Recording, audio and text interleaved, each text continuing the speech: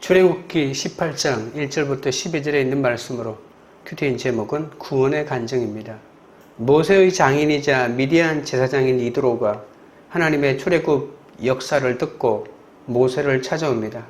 모세는 이스라엘 공동체 안에서 커져가는 카리스마 지도력으로 모든 공동체 구성원의 송사를 독점적으로 주관하는 지도자의 면모를 드러내죠.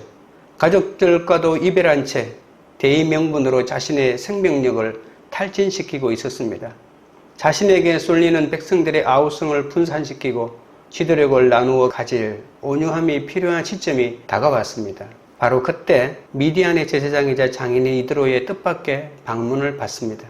1절부터 6절은 방문의 계기와 목적을 말하고 7절부터 12절은 이드로의 출애굽 구원에 대한 찬양과 신앙 고백을 보여줍니다. 이드로와 모세 사이에 영적인 교류가 시작되었죠. 첫째는 구원의 소문입니다. 1절부터 3절입니다. 모세의 장인이며 미디안 제사장인 이드로가 하나님이 모세에게와 자기 백성 이스라엘에게 하신 일, 곧 여호와께서 이스라엘을 애굽에서 인도하여 내신 모든 일을 들으니라. 모세의 장인 이드로가 모세가 돌려보냈던 그의 아내 십보라와 그의 두 아들을 데리고 왔으니 그 하나의 이름은 게르솜이라.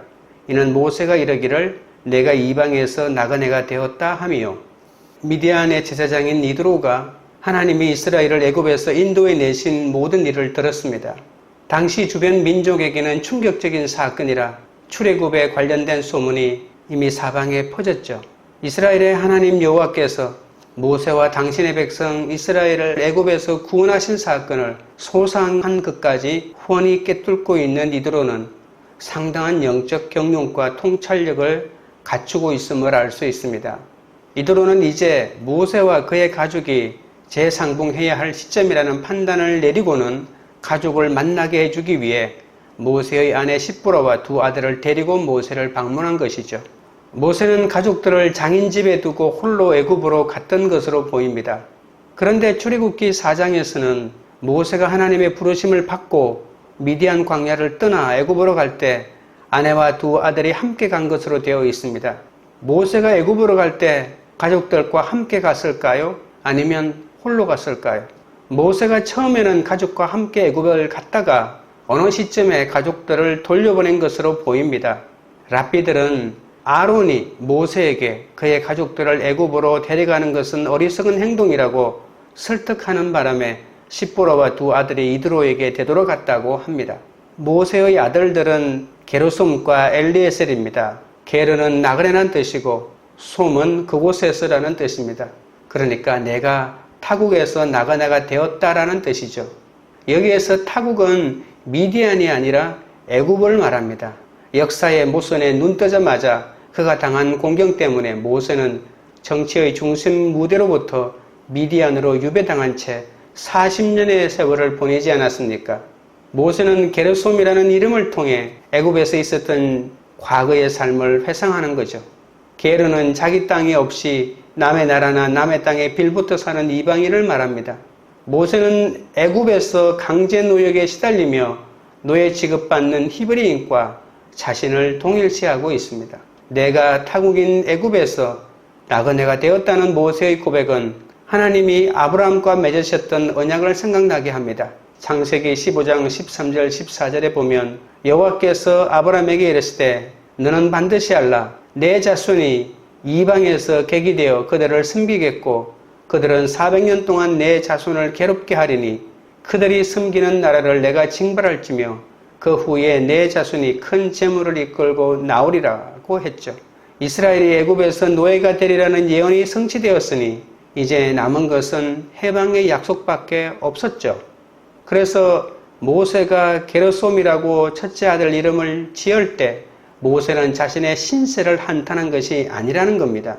이스라엘의 노예 상황의 끝났음을 알림과 동시에 미래에 임할 해방을 기대하면서 아들의 이름을 그렇게 지은 것이죠. 모세는 형제들의 고통 속에서 노예 예언의 성취를 보며 이제 새롭게 나타날 해방의 역사를 기대하면서 하나님의 사람으로 성장해 갔던 겁니다.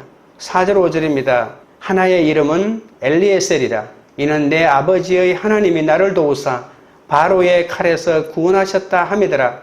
모세의 장인 이드로가 모세의 아들들과 그의 아내와 더불어 광야에 들어와 모세에게 이르니 곧 모세가 하나님의 산에 지친 곳이라. 엘리에셀은 하나님은 나의 도움이시다라는 뜻입니다. 모세는 하나님이 자신을 바로의 칼에서 2번이나 구원해 주신 사건을 염두에 두고 지은 것 같습니다.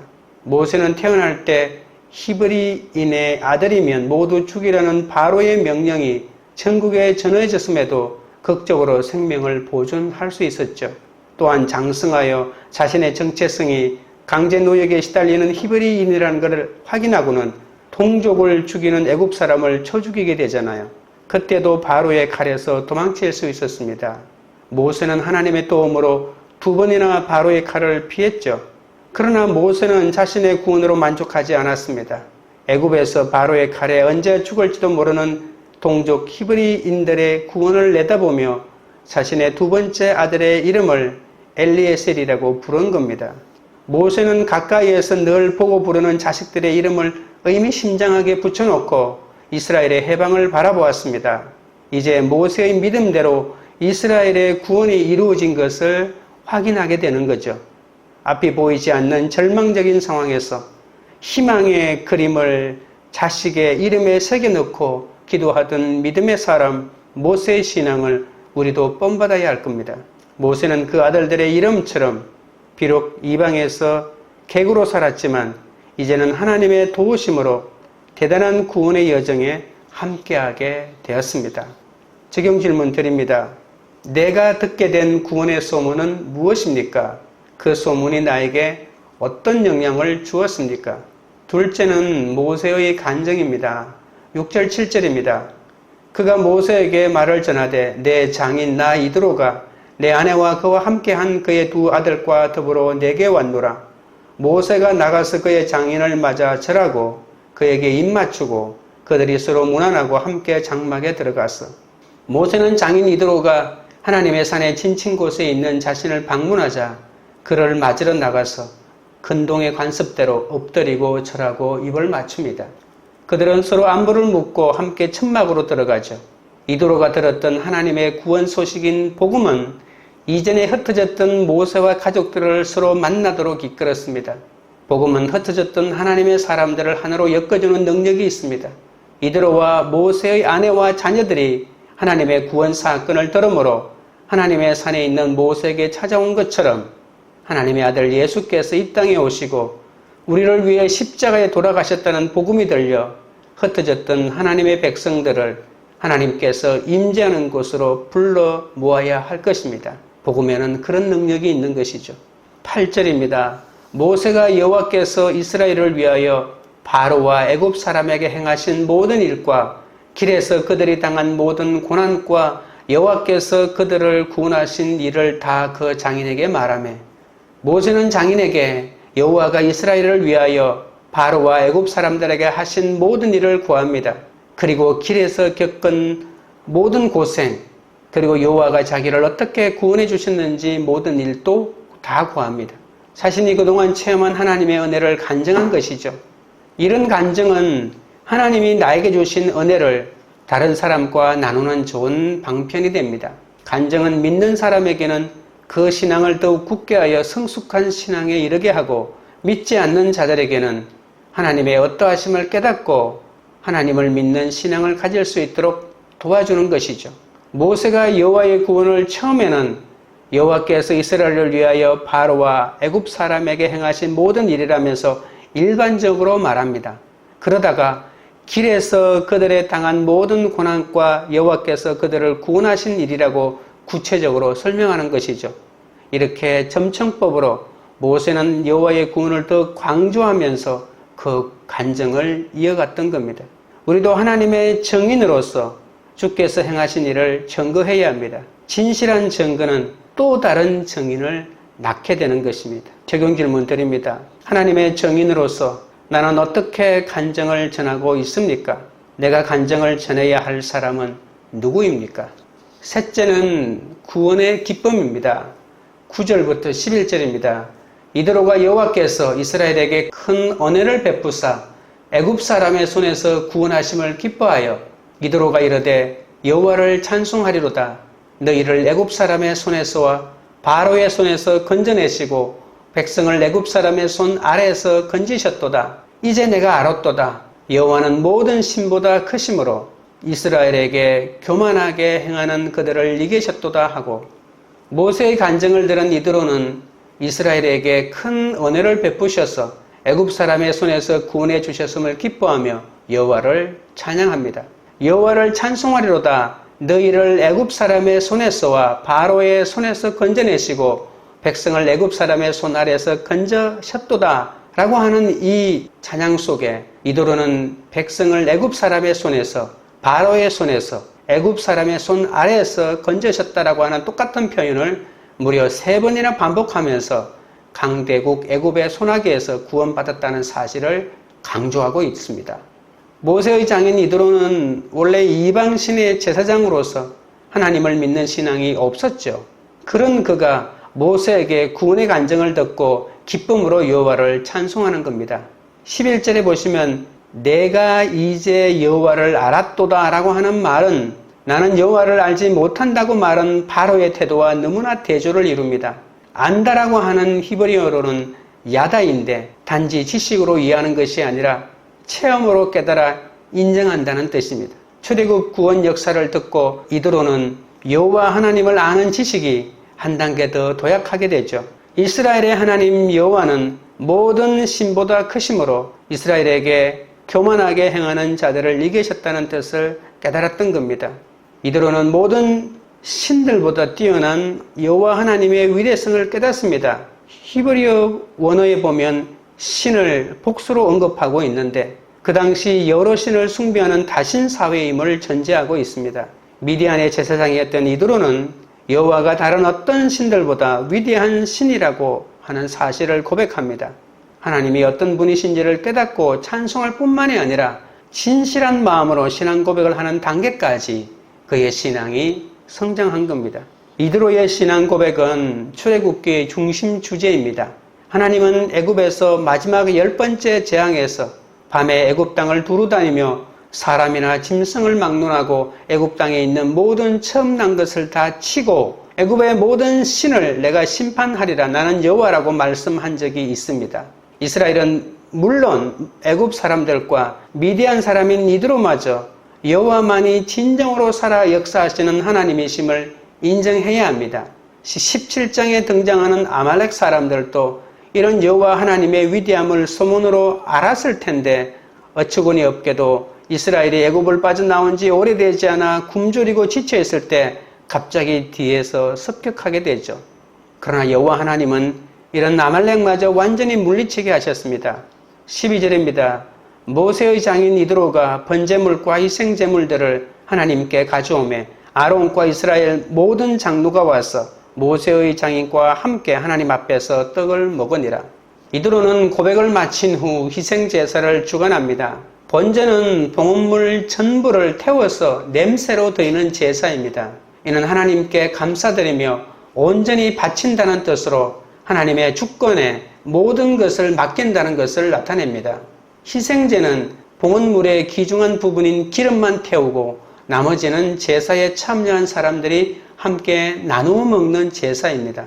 모세의 장인 이드로가 하나님께 번제물과 희생제물을 가져와서 아론과 이스라엘 모든 장로와 함께 하나님 앞에서 떡을 먹었습니다. 희생제는 제사 참여자와 하나님 그리고 제사 참여자들 사이의 교제를 위한 일종의 친목제인데 영어로 말하면 펠로십입니다. 그리고 나서 여호와 하나님 앞에서 공동 식사를 합니다. 화목제물을 바친 후에 나누는 공동 식사는 그곳에 참여한 사람들과 하나님 사이의 종교적인 연대를 확인해주고 서로가 언약의 우위를 다지는 귀중한 시간을 함께 보냈던 것이죠.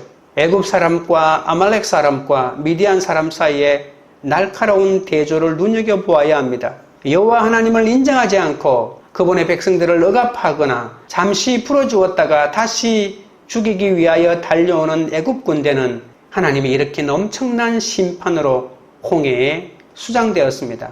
또한 여호와 하나님을 무시하고 지쳐있는 이스라엘 백성들을 죽이려고 침략한 아말렉 사람들도 여호와 하나님의 원수가 되어 모두 죽었습니다. 그러나 여호와를 인정하고 그분의 백성과 친교를 나눈 미디안 사람인 이드로는 생명과 구원의 공동체에 참가하는 은혜를 누리게 됩니다. 그들 모두가 이방인이었지만 그들의 운명은 여호와 하나님을 어떻게 대하는지 그 태도에 따라 갈려진 것이죠. 이방인 이드로가 이스라엘 구원 공동체의 일원이 되었습니다. 하나님의 구원 방주에 들어갈 수 있는 것은 신분이나 혈통이 아닙니다. 오직 여호와 하나님에 대한 믿음에 의해서 결정됩니다. 이방인 선교사인 바울이 신라와 함께 옥에 갇혔을 때 이방인 간수에게 전한 구원의 초대와 같이 오늘날에도 주 예수를 믿으면 너와 내 집이 구원을 얻게 되는 것이죠. 출애굽 구원이라는 대의 명분을 이루기 위해서 가정 생활마저 희생한 사위를 배려한 장인의 방문은 모세에게 가정을 세워주신 하나님께 감사하는 마음을 다시 불러일으킵니다. 모세가 출애굽의 대업에 몰두하면서 친정아버지 집으로 돌려보낸 아내와 두 아들을 데리고 온 이드로의 출현은 고독한 카리스마 지도자의 면모를 갖추어 가던 모세의 인간적인 연약함을 순식간에 느끼게 합니다. 모세 자신도 가정의 도움을 받으며 쉬어야 하고 다른 사람들과 함께 일하는 동역형 지도자가 되어야 한다는 사실을 깨달아 준 것이죠. 근처에 사는 아말렉 족속은 이스라엘의 쾌멸을 위해 잔혹한 공격을 가해왔지만 미디안 족속은 하나님의 절대 주권적인 출애굽 역사를 함께 기뻐하며 여호와 하나님의 역사를 주관하시고 통치하심을 찬양하게 하시니 모세는 천군 만마를 얻은 심정 아니었겠습니까? 비록 내 삶이 지질하고 내세울 것이 없는 인생일지라도 하나님의 은혜로 살아난 이를 증거할 때 흑암에 빠진 영혼들도 살려낼 수 있다는 사실을 명심해야 할 것입니다. 적용 질문 드립니다. 나의 간정으로 흑암에 빠진 영혼을 살린 적이 있습니까? 기도드리겠습니다. 하나님 아버지, 모세는 앞이 보이지 않는 절망적인 상황에서도 엘리에셀 하나님이 나를 도움이시다라는 희망의 그림을 자식의 이름에 새겨넣고 기도하였습니다. 그리하여 모세는 그 아들들의 이름처럼 비록 이방에서 객으로 살았지만 하나님의 도우심으로 대단한 구원의 여정을 이끌어갈 수가 있었습니다. 하나님의 구원이 내 삶에 빨리 일어나지 않는다고 불평하던 저의 모습이 너무나 부끄럽습니다. 절망의 상황에서도 모세를 본받게 하시고 하나님이 내 삶에 역사하시는 것으로 저뿐만 아니라 주위의 가족과 친척, 친구들이 예수 그리스도를 알게 되는 계기가 되게 하여 주시옵소서. 진실한 증거가 또 다른 증인을 낳는다고 했습니다. 수치스럽고 지질해도 하나님의 은혜로 살아난 구원의 사건을 하나님의 증인으로서 기쁘게 증거하도록 도와주옵소서. 우리의 진실한 증거로 흑암에 빠진 영혼들이 살아나는 역사가 있게 하여 주옵소서. 비록 우리의 삶이 내세울 것이 없는 인생일지라도 하나님의 은혜로 살아난 이를 간증할 때 흑암에 빠진 영혼들이 살아남을 알게 하여 주옵소서. 광교 우리들 교회가 하나님의 구원 소문을 듣고 침묵하지 않고 하나님의 증인이 되어 각자의 삶에 미친 영향력과 은혜를 남김없이 전하는 공동체가 되게 하옵소서. 하나님의 증인으로서 어떻게 간증할지 누구에게 전할지 늘 염두에 두고 찾아가게 하옵소서. 연약한 우리의 간증이라도 이 작은 간증으로 흑암에 빠진 영혼을 살리는 그런 공동체가 되도록 역사하여 주시옵소서. 예수 그리스도 이름으로 기도드리옵나이다. 아멘.